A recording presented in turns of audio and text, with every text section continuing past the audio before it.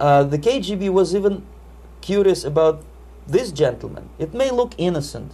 Maharishi Mahesh Yogi, a great spiritual leader, or maybe a great charlatan and crook, depending on from which side you are looking at him. Beatles were trained at his ashram in Hardwar in India how to meditate.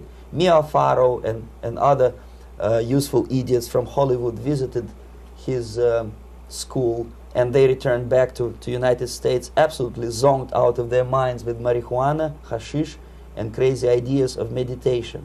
To meditate, in other words, to isolate oneself from the current social and political issues of your own country, to get into your own bubble, to forget about troubles of the world.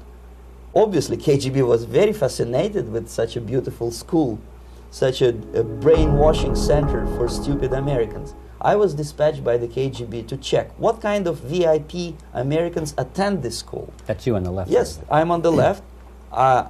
Maharishi Mahesh Yogi asked too much. He wanted $500 American for enrollment.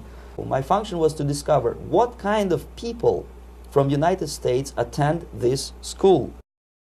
And for at least 20 years, and interested in spiritual experience, and have spent a lot of time practicing meditation and studying with various meditation masters in India and Nepal, and spending months and weeks on retreat just practicing meditation.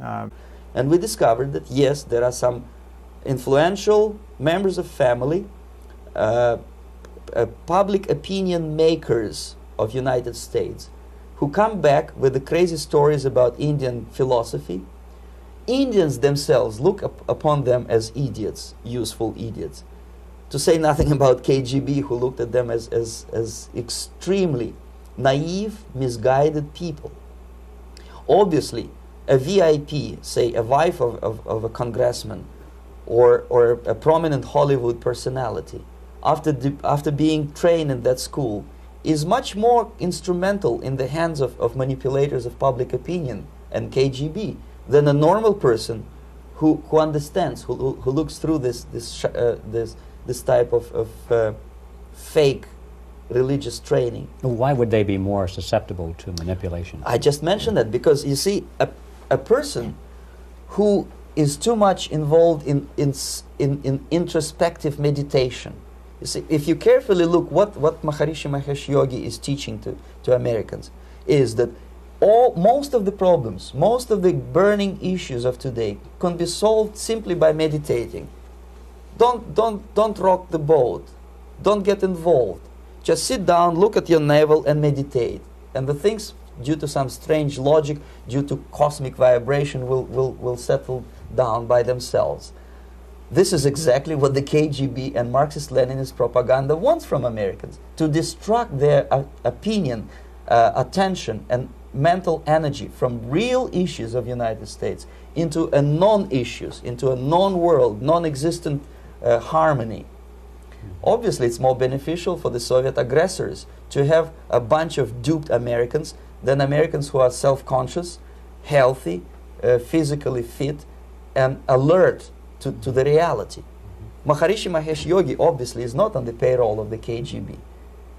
But whether he knows it or not, he contributes greatly to demoralization of American society. And he's not the only one. There are hundreds of those gurus who come to your country to capitalize on naivete and stupidity of Americans. It's a fashion. It's a fashion to meditate. It's a fashion not to be involved. So obviously, you can see that if KGB were that curious, if they paid my trip to Hardwar, if they assigned me to that strange job, obviously they were very much fascinated. They were convinced that that type of brainwashing is very efficient and instrumental in demoralization of the United States.